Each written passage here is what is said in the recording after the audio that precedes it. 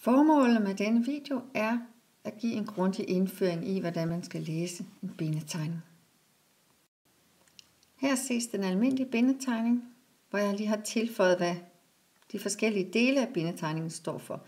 Altså her har vi bindemønstret, det vil sige stoffet. Her til højre har vi trampningen.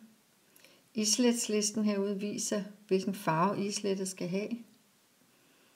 Opbindingsfeltet er vores kort til at finde vej gennem snorjunglen ned under væven. Sølvningen. Trænlisten viser, hvilke farver trænden skal have. Bindemønstret her er en afbildning af stoffet.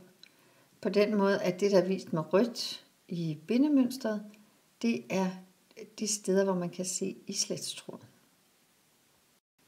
Og hvis man som her tegner islætstråden ind med rødt, som jeg har gjort her, så bliver det endnu tydeligere at se sammenhængen med bindemønstret.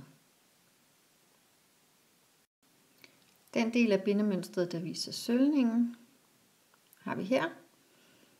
Her er udfyldt felt, det viser, at der skal sølves på skaft 1. Udfyldt felt her viser, at der skal sølves på skaft 2. Udfyldt felt her viser, at der skal sølves på skaft 3. Og på skaft 4 her.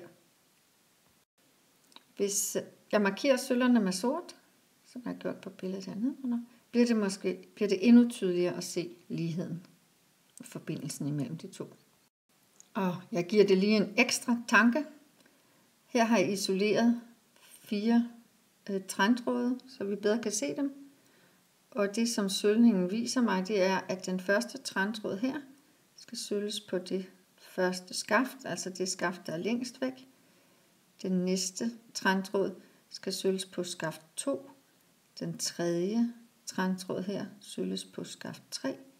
Og den fjerde træntråd sølves på skaft 4. Trampningsfeltet hører ikke overraskende sammen med tramperne.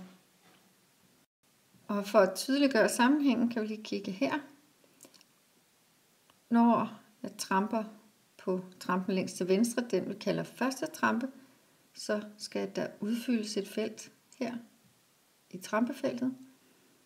Jeg tramper på trampe nummer 2, så skal der udfyldes et felt her. Og I ser formentlig, hvordan det ligner hinanden her. Det er en god idé at holde fast i, at når man tramper på trampe 1 og trampe 2, så bruger man venstre fod.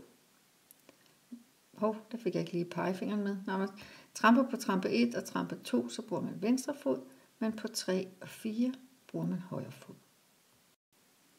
Opbindingsfeltet hernede er vores kort over snorjunglen under væven.